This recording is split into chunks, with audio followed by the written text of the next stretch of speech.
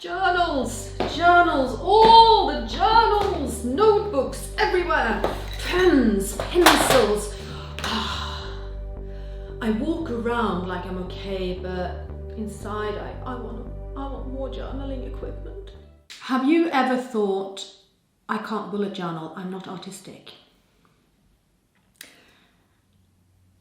Do you have to be artistic to bullet journal? I am quite artistic in my bullet journals because I like it and it's a huge creative outlet for me. But no, you do not have to be artistic in your bullet journals, and I'm not always artistic in my bullet journals. Welcome to the vlog. My name is Tova. This is my Bujo series of vlogs because I've had so many requests for different videos to make on this topic, which is exciting, and thank you so much. And if you do see anything that make you think, oh, I'd like to see that, then please pop a request in the comment section and let me know, and I will be happy to record it. This is not a nice, pretty, expensive, fancy bullet journal. As you can see, it's more like a soft notebook. It was very cheap. I bought it from Paper Chase. And it was never intended to be my ongoing bullet journal. I'd lost my journal. I had a dingbats, I went to Sweden, I left it behind. I thought I was going to be able to get it back. So for a few months I didn't replace it. I didn't get a new bullet journal. I didn't do any bullet journaling. We got halfway through the year. I still hadn't replaced it. I still thought maybe I could get the old journal back. And I was feeling lost and disorganized, and I just went, right, I need something. And I went into Paper Chase and I picked this up. A few quid. And this is a messy journal. We're gonna flick through it. You're gonna see that I've sort of just scribbled things over pages. I've tried different ways of sketching, different ways of journaling, different layouts for spreads and things like that. And I call it my scrap journal. And actually I found it very liberating because I didn't care if this one wasn't perfect. As for being artistic and journaling, that's not really what bullet journals are for. In its very, very basic form, a bullet journal is about organizing your life. And pretty pictures aren't what organizes your life. So if you are curious, there is a book called The Bullet Journal Method by Ryder Carroll, and Ryder Carroll is the inventor of this style of journaling. And he does not draw pretty pictures in his journal. He really doesn't. He uses simple sentences and simple symbols. Very, very minimalistic, very bare-boned, very useful. I'm still reading through this book. I only started reading it last year after I'd already been bullet journaling for a couple of years. I'm finding it hugely interesting. I'm picking up a lot of good ideas. I'm still going to be artistic in my journal because I like it. But in terms of, what skills do you need to bullet journal? You need the ability to write.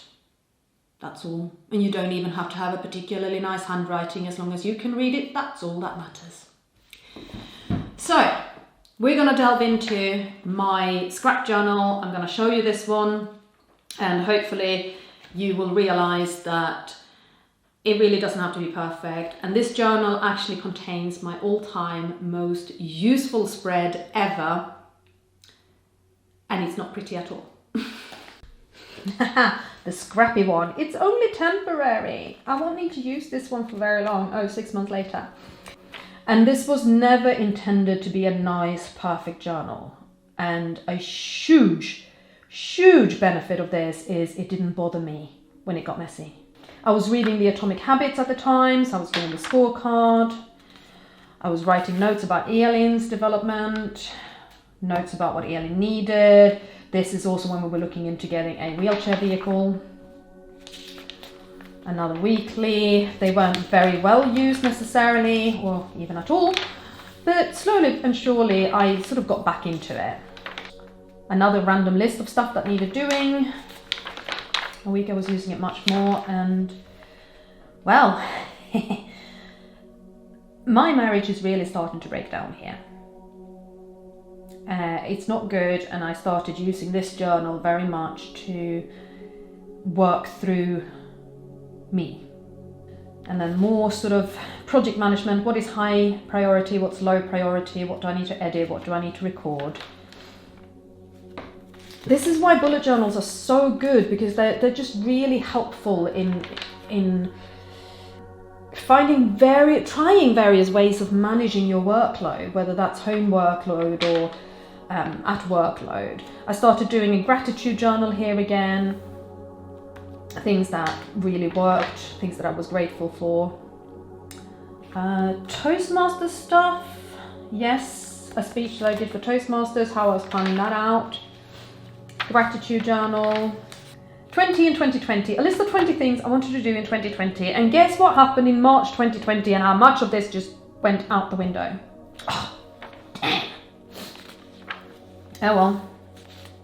More doodling, lovingly helped by Alice. Trying out little lettering layouts, a lot of different random notes, work notes in the middle of it. More doodling. Oh wow, this was a mess, this journal. One of my favorite spreads ever. Look at this. Does this make sense? This is all the frozen food that I bought for Christmas. How long it needed in the oven and what time it needed. And all of the other food I had at home, in the larder and in the freezer and in the fridge. And then I planned out a Christmas week menu. Bam! It was so good. This was one of the most useful, absolutely most useful spreads I've ever made. And that Christmas week was easy. It was so easy. And we're at the end of the year, and I'm really just using the rest of this journal to plan out the next one and practice a little bit more lettering and stuff, and moving into a new journal.